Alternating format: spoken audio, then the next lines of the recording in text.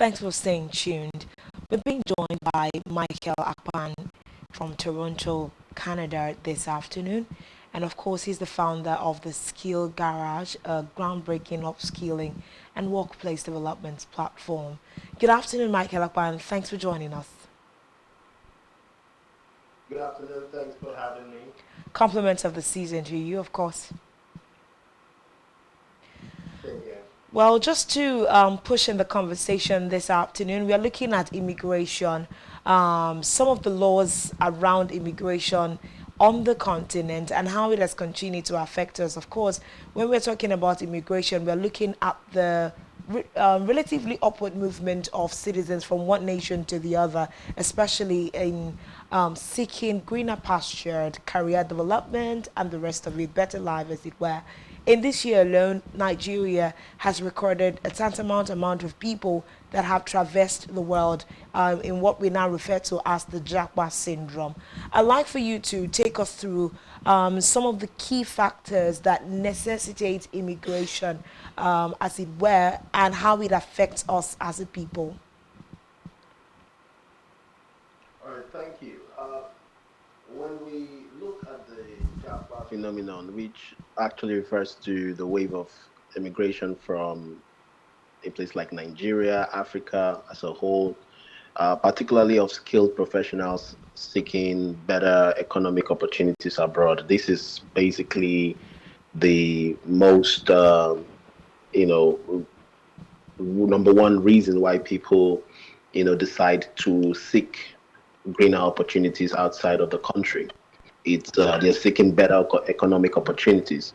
This has profound impact on the continent. It has significant impact on Nigeria as a whole, causing what we refer to as the brain drain. Key sectors like healthcare, education, technology definitely will be left understaffed, hindering development. For instance, African countries lose doctors, they'll lose engineers, they'll lose academics whose expertise is critical for national growth. But on the positive side, we the immigrants often send remittances back home, of course, which bolster local economies and improve the living standards of their families back home.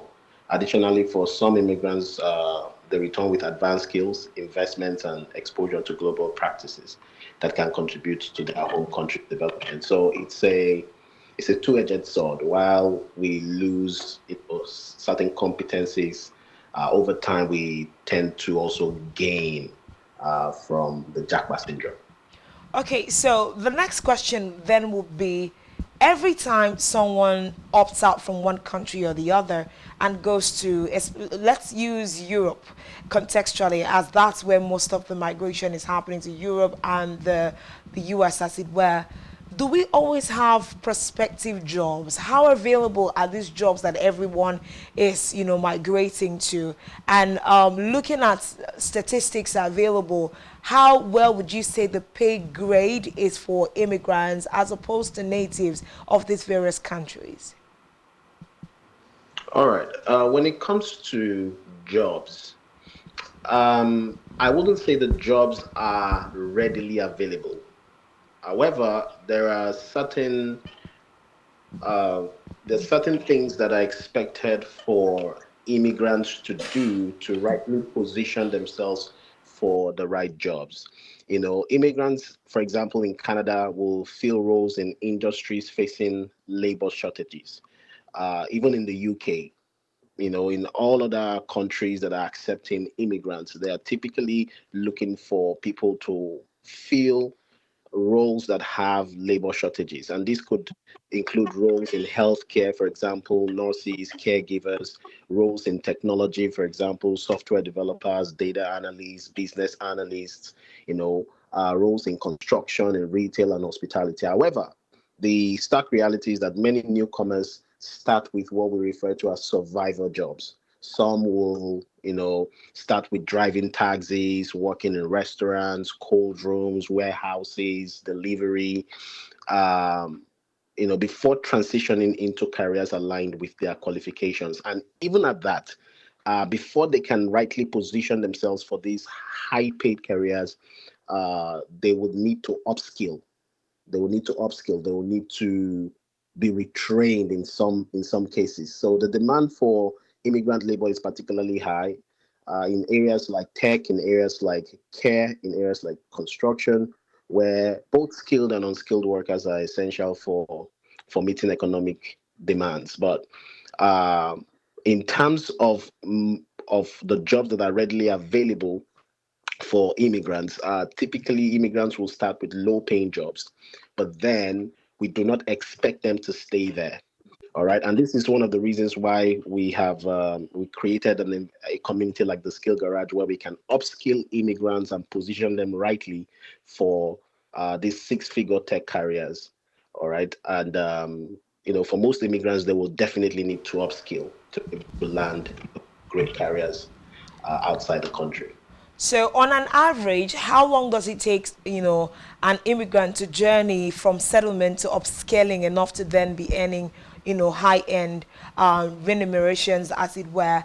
And just in tandem with that, how do you think that immigrants are coping or handling racism, especially in different parts of the world? Now, the conversations might not be in mainstream media, but we know that these things go on. All right, let me start with the racism part. Let me start with the last part, and then I would answer the part that has to do with the duration with which immigrants are able to settle into these jobs. When it comes to racism in the workplace, African immigrants, especially in a place like, because I'm speaking from a Canadian perspective because I reside in Canada. African migrants in Canada, for example, often encounter, of course, they encounter challenges such as maybe microaggressions, biases, uh, exclusion in the workplace. But these are oftentimes very subtle. Not it's not something that is openly there, right? So these issues can hinder career advancement and mental well-being. But to cope, many immigrants usually turn to community organizations, faith-based groups, mentorship programs. We have community that actually support and guide the immigrant. There's been a whole lot of push from many Canadian organizations. They are beginning to increase their implementation of diversity, equity, and inclusion programs to create more equitable work environments. And we typically encourage immigrants to look at for such environments that promote DEI programs. While progress has been made, there remains a need for broader societal efforts to combat this subtle racism. Sometimes you will hear people say that they probably did not get a job because they feel uh, it could be a thing that has to do with race. But anyways, we typically advise that people, put in all that they can to be more competitive in the market.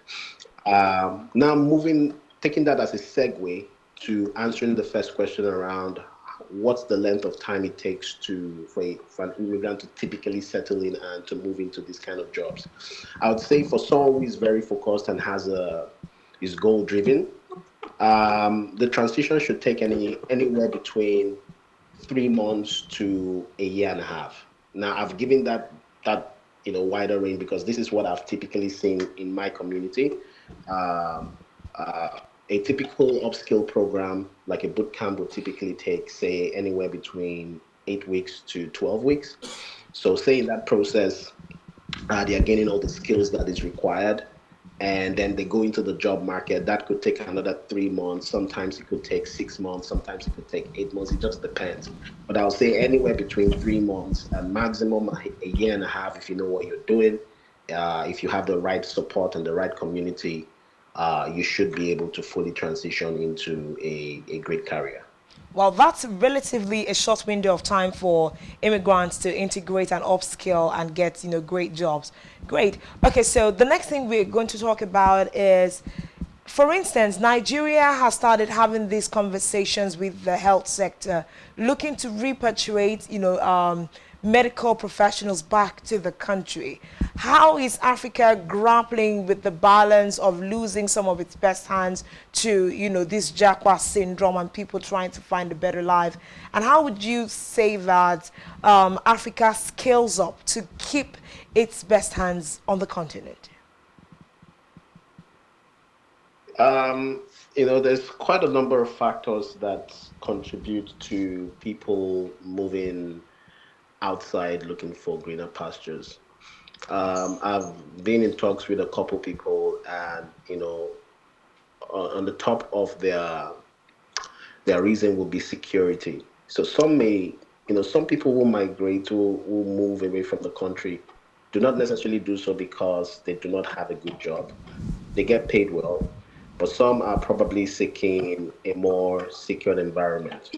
All right. So it's not, the migration of people from the country doesn't, it's not completely, tied down to the lack of jobs or poor remuneration. But just to address the the question in focus, um, what the African continent can do will be to number one this um, make these jobs, the remuneration they give for these jobs should be should be this job should be well paid. I'll give an example. For example, you know, look at our lecturers in the university. Imagine a lecturer having the opportunity to leave the country and see how much he could earn out there, and it is nowhere competitive with what he earns back home. It's a huge difference, it's a huge difference. So I think the first step is to make some of these roles very competitive when it comes to remuneration. That's number one. Number two, should be that we should get more people skilled, and the government is doing a good job at this. Recently, I have been part of the 3MTT program, which is the 3 million tech talent that the federal government has actually initiated, I think 2 years ago, to upscale about 10, I think it's about 10 million tech talents to fill, tech talent gaps in Nigeria alone. So this is one thing that we can do, so that we can also be exporters of labor right from Africa. We can be exporters of labor. If we're able to do this and we're able to get people to earn in even foreign currencies, I don't think they will be looking to move elsewhere. And then if we can also fix the problem of security, I think people will be very much happy to stay back home and contribute to society. Okay, so just before we round off, there is a key conversation on the table where immigration is concerned. President-elect of the United States of America has put down his feet on certain regulations that he hopes to tweak, especially for the people of the United States where immigration is concerned. I mean, it affects criminality and several other things that he's not comfortable with. What are your thoughts about his stance on immigration laws, and how do you think it affects the narrative around immigration for the rest of the world? Okay, so I followed some bit of the build up to the US election, and particularly for Donald Trump, the president elect. He spoke about, illegal immigrants. I think there's an emphasis on the illegal side of things. Illegal immigrants, taking up jobs that were available for, legal immigrants and citizens. While immigration increases, competition, of course, is going to increase for certain job sectors. That is a given. Newcomers would look to fill up labor gaps, and these may in turn displace certain people, maybe native workers, and those who've already been there. But for example, skilled immigrants are often recruited into sectors like IT, healthcare, where demand exceeds supply.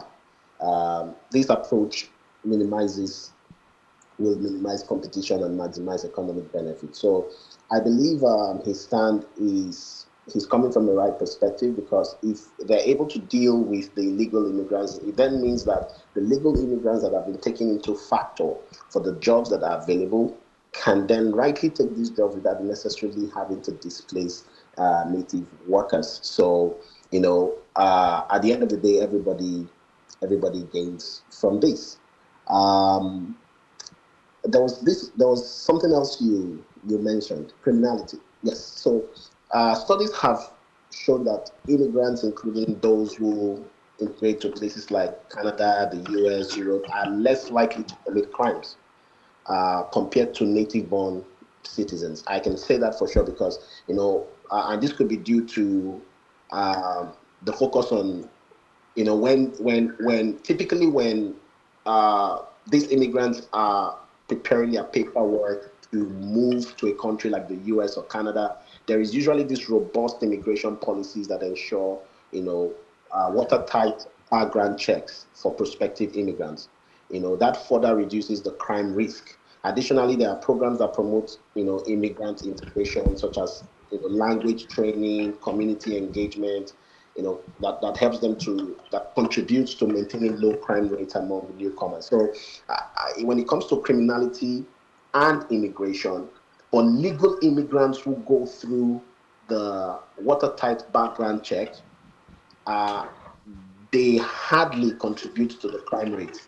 The crime rates are typically due to the illegal immigrants that come in without this background checks happening, right?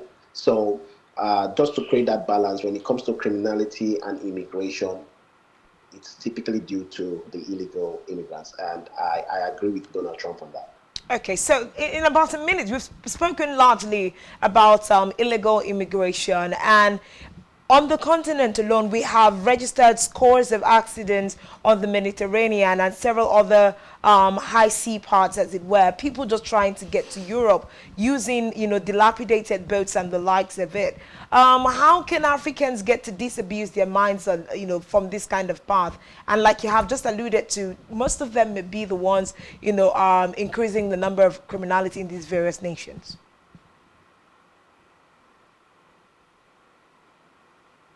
To how much we have glorified uh, immigration.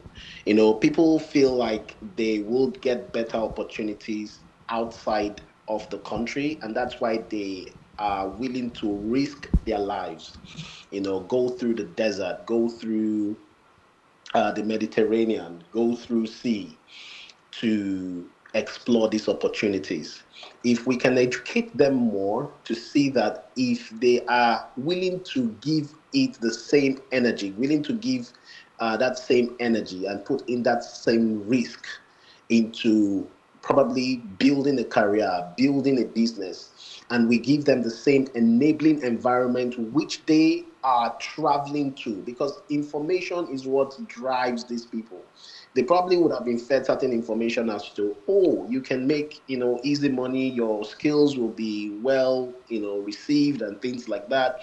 If we can uh, put in the right education to educate their minds and to help them channel uh, this same energy to building businesses, and then we give them an enabling environment, I believe we will be able to disabuse their minds from thinking about risking it all and risking their lives just to get to another country, right? We can urge governments to create enabling environments and sensitize them through training programs that can help them see how much of a contribution and how much of a great life they can build back home.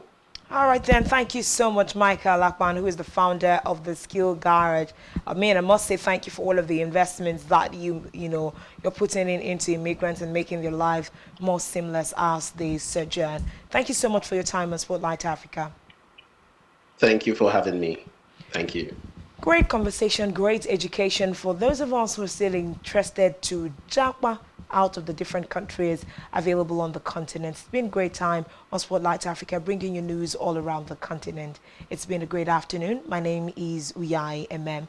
Enjoy the rest of your day. Merry Christmas.